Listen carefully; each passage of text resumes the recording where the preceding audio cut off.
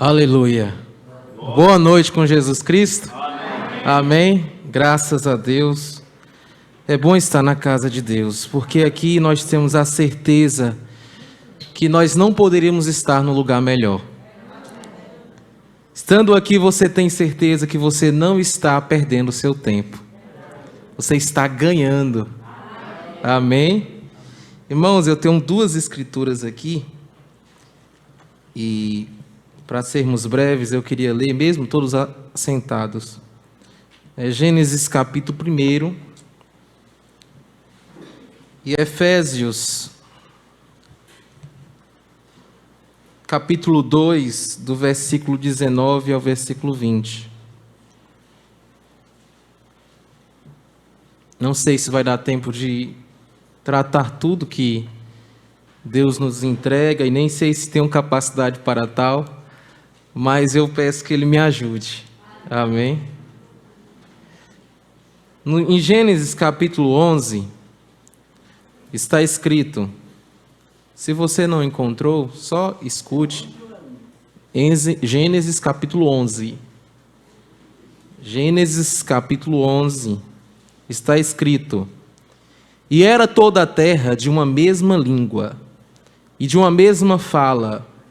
E aconteceu que, partindo eles do Oriente, acharam um vale na terra de Sinar, e habitaram ali. E disseram uns aos outros, Eia, façamos tijolos e queimemo-los bem. E foi-lhes o tijolo por pedra e o betume por cal. E disseram, Eia, edifiquemos nós uma cidade, uma torre cujo cume toque nos céus, e façamos um nome para que não sejamos, e façamos-nos um nome para que não sejamos espalhados sobre a face de toda a terra. Então desceu o Senhor para ver a cidade e a torre que os filhos dos homens edificavam. E o Senhor disse, eis que o povo é um, e todos têm uma mesma língua, e isto é o que começam a fazer, e agora não haverá restrição para tudo o que eles intentarem fazer. Em Efésios capítulo 2, versículo 19, está escrito, assim que já não sois estrangeiros nem forasteiros, mas concidadãos dos santos e da família de Deus, edificados sobre o fundamento dos apóstolos e dos profetas, de que Jesus Cristo é a principal pedra da esquina. Amém. Aleluia. Graças a Deus. Em Gênesis capítulo 11, a Escritura fala sobre uma torre que muitos que têm intimidade ou que conhecem, mesmo que pouco, a Bíblia, eu não sei se tem visitantes entre nós, creio que tem algum, tem dois, Deus os abençoe. Então esta torre, ela é conhecida como a Torre de Babel. E Babel significa confusão. E os homens, os descendentes de Noé, eles conheciam a história e conheciam o poder da ira de Deus. Eles sabiam que Deus havia lavado a terra e que só havia restado 8 almas. E eles conheciam que Noé havia pregado durante 120 anos. E que a única forma de se salvar da ira de Deus era entrar na arca que Noé havia construído pela inspiração que Deus havia lhe dado. Mas somente de toda aquela geração antediluviana, somente 8 almas entraram ali na arca. e pares de toda espécie de animal entraram ali. Os animais ouviram o chamado de Deus, mas o homem não ouviu. E do mesmo jeito é hoje. Está prometido que a ira de Deus será derramada sobre esta terra. Não como foi nos tempos de Noé, porque Deus não destruirá a terra mais com água, mas Ele fará isso com fogo.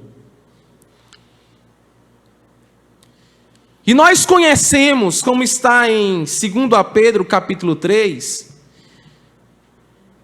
que a Escritura diz que os céus, estes céus e esta terra que agora existem, estão reservados, guardados, como tesouro, para o fogo.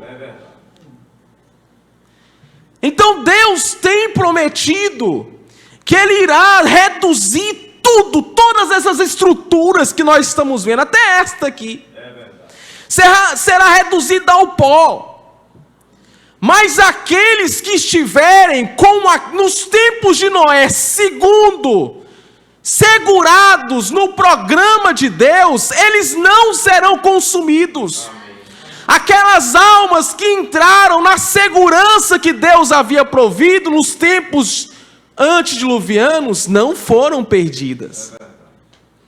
E aqueles que estiverem neste fundamento, glória!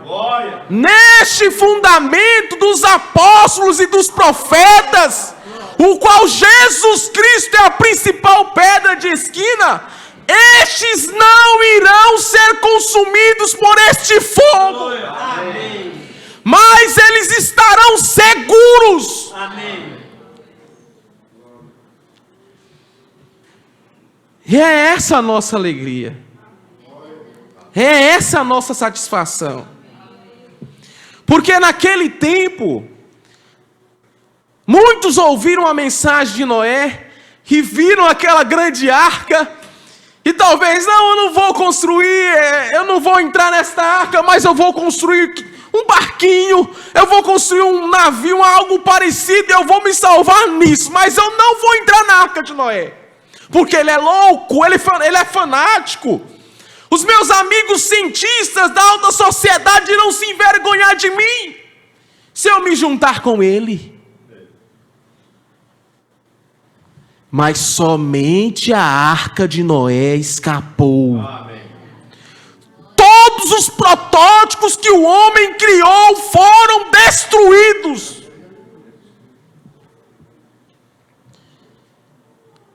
Mas o homem não aprende.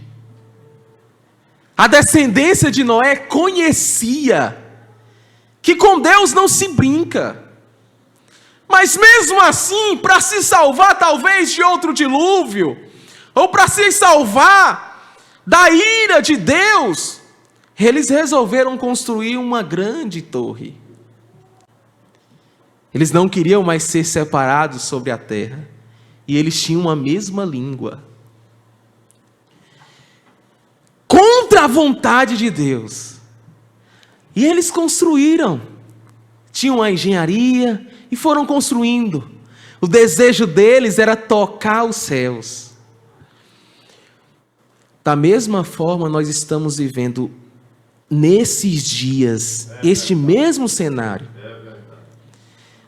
O sistema religioso conhece que a única forma que nós podemos nos salvar é Jesus Cristo. Eles conhecem a Escritura. Eles sabem, conhecem São João 14,6. Eu sou o caminho, a verdade e a vida. E ninguém vem ao Pai senão por mim. Eles sabem. Eles sabem que o sangue de Jesus Cristo é o único que pode purificar os nossos pecados. Eles conhecem que torre forte é o nome do Senhor. Para Ele correrá o justo e estará em alto retiro, como nós também conhecemos. Mas a diferença é que eles se agarram nas suas próprias ideias e esquecem do que está escrito. Mas Deus tem um povo que preserva o que está escrito e não foge em nada disso. A única diferença entre o cristão e Satanás é qual? É que Satanás, ele também é crente. Ele crê. Os demônios creem, estremecem.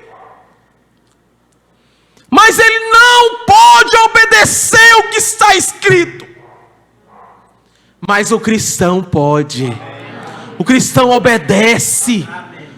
O cristão não é teimoso. Ele não se arma contra a palavra de Deus. Por isso que Satanás é um derrotado. Porque não tem como você ir contra esta palavra e não sair derrotado.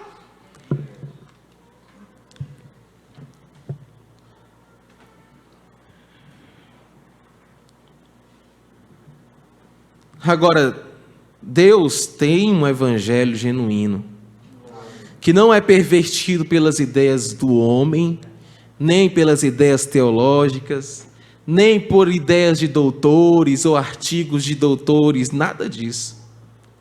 Ele tem um propósito, um programa perfeito, e ele tem trabalhado com o seu povo através de um profeta. Como ele sempre fez, ele nunca fez diferente. Nos dias do tempo antediluviano, ele falou com Noé, ele entregou a sua mensagem através de Noé. Nos tempos de Israel, ele trabalhou com Moisés. E você vai vendo sempre Deus trabalhando com um profeta. Porque ele iria fazer diferente nos últimos dias. Se em Malaquias 3, capítulo 6, Malaquias 3, versículo 6 está escrito: eu, o Senhor, não mudo. Amém. Por isso vós, ó filhos de Jacó, não sois consumidos.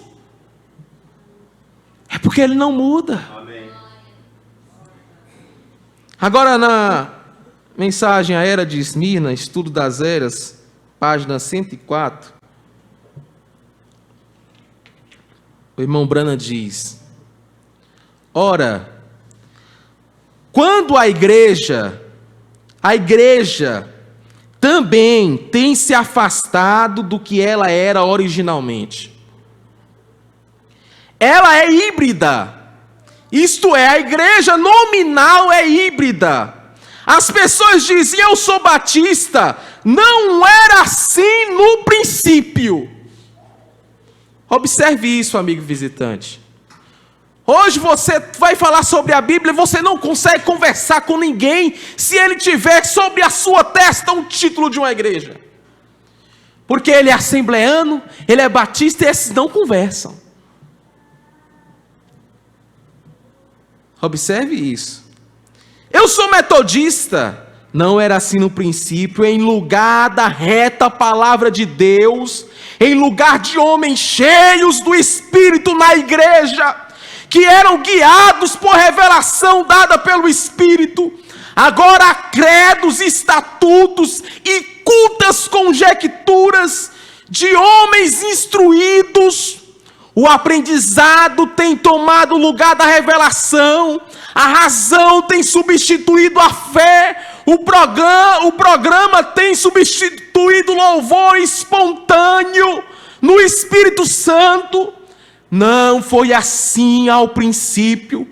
Toda a espécie tem mudado, tornou-se uma igreja híbrida. Ora, quando a igreja se torna hibridizada, produzirá cristãos puros? Não, ela não pode. A vida ou semente que faz nascer cristãos não está neles. Semelhantes produzem semelhantes, os batistas produzem mais batistas, e eles agem como batistas, metodistas produzem metodistas, e eles agem como metodistas. Nenhum deles é conhecido pelo poder de Deus, nem podem sê-lo, porque isso não está lá. Ei, glória a Deus. É por isso que nós não podemos chegar aqui só agarrados em argumentos. Temos argumentos, temos o que está escrito, mas nós não temos só o que está escrito. Nós temos a demonstração do poder. E essa é a diferença. Ora, eles são conhecidos por sua adoração cerimonial a Deus e seus credos e dogmas. Por falar em híbrido, você conhece o híbrido mais famoso do mundo? Tem estado conosco por muito tempo e é o mulo. É um cruzamento entre um asno e um cavalo. Ele é um tipo engraçado de animal, ele não pode se reproduzir. Observe, amigo visitante. Ele não pode se reproduzir. Ele não tem a vida que possa fazer isso. Todavia, ele trabalha duro. Ele pode superar o cavalo ou o asno no trabalho. Mas observe, é uma figura perfeita da religião híbrida. Um cruzamento entre a verdade e as trevas, porque o cavalo é um tipo do verdadeiro crente e o jumento a figura do injusto. Misture-os e você terá uma religião formal e estéril. Ela não tem a semente de vida. Está morta. Ela pode falar acerca da verdade, mas não pode produzi-la. Estão com a Bíblia na mão, mas não podem demonstrar o poder do Espírito Santo. Observe. Ela não tem Deus em seu meio. Embora se reúna e fale de Deus, ainda durante todo o tempo nega sistematicamente a eficácia. Eles negarão a palavra no próprio nome do Senhor Jesus. É por isso que nós temos tantas denominações, tantas igrejas, negando o que está escrito no próprio nome do Senhor Jesus. Mas Deus tem um povo verdadeiro. E isso não é assim para a gente não está sendo, esse povo está dizendo que a verdade está só aqui. Irmão, Deus está aqui. E se Ele está aqui, a verdade está aqui. E todos aqueles que estão agarrados ao que está escrito têm a verdade do seu meio. Mas é o que está escrito por completo, não só uma parte, mas o 100%. E nós podemos dizer isso, nós temos o 100% aqui. Por quê? Porque nós temos um profeta. E não há qualquer esperança para eles. Você se dá conta de que nenhuma religião organizada jamais teve um avivamento? Nunca! Uma vez que se organizaram, morreram, jamais podem voltar. Não, Senhor, tudo que abrir Êxodo capítulo 13, versículo 13. Porém, tudo que abrir a madre da jumenta, resgatarás com cordeiro. Anote essa escritura para você ler depois. Êxodo capítulo 13, versículo 13. E aí você vai entender o que o irmão Branham está falando. Talvez você não entenda agora, mas leia depois. Porém, tudo que abrir a madre da jumenta, resgatarás com cordeiro, e se o não resgatar-lhes, cortar-lhes a cabeça, mas todo o primogênito do homem entre teus filhos, resgatarás. Veja, o irmão Branham diz, o jumento pode ser redimido. Cada pecador miserável pode ser redimido pelo sacrifício sangrento de Jesus Cristo. ou ao rejeitar Cristo, ele próprio ser rejeitado, mas não se redime o mulo. Não há redenção para ele. Não há sangue para ele. Não pode haver, porque o mulo refugia-se na igreja, no seu dogma, na sua ideia. Enquanto o jumento refugia-se no sangue, o mulo não tem nenhuma semente nele que possa ser vivificada. Porém, o jumento tem semente. Não me importa o quão miserável pecador você seja, o quão fundo você tenha ido, Jesus Cristo, este sangue, é poderoso para te levantar de qualquer monturo. Aí você tem a demonstração do poder. Por quê? Porque aqui, se você perguntar quantos são salvos, você vai ver uma certeza plena. Quantos são salvos aqui? Quantos estão curados de suas enfermidades neste instante? Quantos estão libertos?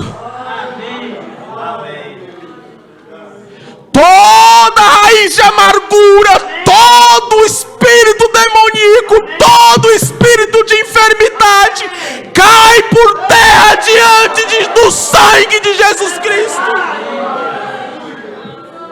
Não sobra. Tudo que era dúvida, tudo que era incredulidade, caiu por terra agora. Você tem uma semente em você que está clamando por isso. É verdade. Obrigado. Deus te abençoe.